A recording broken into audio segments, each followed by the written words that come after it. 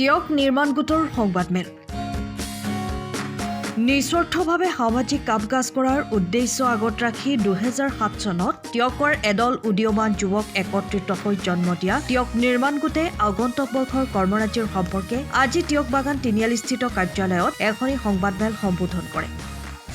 টিয়ক নিৰ্মাণ গোটৰ সভাপতি ৰাজু দত্তকে প্ৰমুখ কৰি গোটৰ কেইবাগৰাকীও বিষয়ববীয়া উপস্থিত থকা এই সংবাদমেলত তেওঁলোকে জনায় যে অহা বছৰৰ আৰম্ভণিতে টিয়ক বলমা অঞ্চলৰ এটি অতি জৰাজীৰ্ণ পথত গোটে শ্ৰমদান, ৰক্তদান, দুখীয়া মেধা অন্তত 10জনকৈ ছাত্ৰ-ছাত্ৰীক পঢ়াৰ খৰচ, দৰিদ্ৰ ৰোগীক চিকিৎসা ব্যৱস্থা কৰাৰ লগতে সমাজৰ অন্যান্য সমস্যা সমাধানৰ বাবে সদায় প্ৰস্তুত হৈ থাকিব।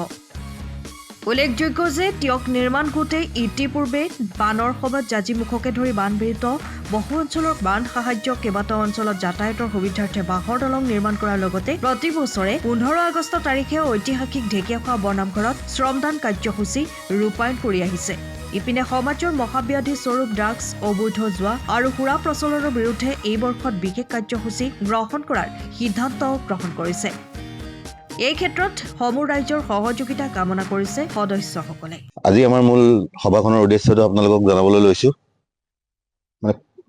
দৰিদ্ৰ ছাত্ৰ-ছাত্ৰীক বিদ্যা প্ৰদানৰ ক্ষেত্ৰত আৰ্থিক সাহায্য প্ৰদান, দৰিদ্ৰ ব্যক্তিসকলৰ চিকিৎসাৰ ক্ষেত্ৰতো সহায় আগবঢ়াবলৈ আমি প্ৰস্তুত। আৰু দ্বিতীয়টো হৈছে বিনামূলীয়া দ্বিতীয়টো হৈছে ৰক্তদান কাৰ্যসূচী। আৰু চতুৰ্থটো হৈছে আমি এটা বলমা দোলাকাষৰীয়া এটা ৰাস্তা আছে, সেই ৰাস্তাটো আমি নিজাববীয়াকৈ নিজৰ সংগঠনৰ নিজাববীয়া উদ্যোগত আমি মেৰামতি কৰি দিম বুলি ভাবিছোঁ হেৰি কৰি। আৰু চতুৰ্থটো আমাৰ হেৰিটো হৈছে ৱাৰ এগেইনষ্ট ড্ৰাগছ। আমি ড্ৰাগছৰ এগেইনষ্টত যুদ্ধ ঘোষণা কৰিছোঁ। ড্ৰাগছৰ এগেইনষ্টত কথা হৈছে কি, অবৈধ ড্ৰাগছ ব্যৱসায়ী লোকৰ সন্ধান হ'লে প্ৰশাসনৰ লগত যোগাযোগ কৰি নিৰ্মূল কৰাৰ ব্যৱস্থা গ্ৰহণ কৰিম।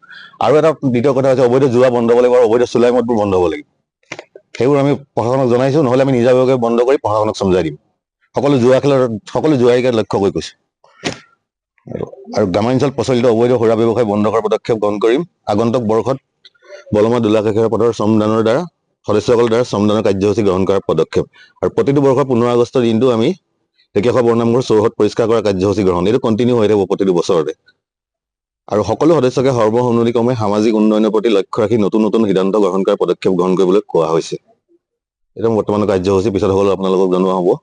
শেষত আপোনালোকক পুনৰবাৰ অনুৰোধ জনাইছোঁ যে আমি যিকেইটা কাৰ্যসূচী আগন্তুক বৰ্ষত গ্ৰহণ কৰিবলৈ লৈছোঁ, তাৰ ভিতৰত প্ৰথমটো হৈছে অবৈধ চুলাই মদ আৰু অবৈধ জুৱা আৰু ড্ৰাগছ। এইকেইটা আমাৰ সদস্যই পালে ধৰি বান্ধি আমি প্ৰশাসনক চমজাই দিম। আৰু আপোনালোকে যদি কিবা পায় আমাক খবৰ দিব আৰু ৰাইজৰ সহায় সহযোগ কামনা কৰিছোঁ। সেইটোৱে উক্ত। সময়ৰ খবৰ সময়ত পাবলৈ ফ'ল' কৰক টাইম অফ আছাম।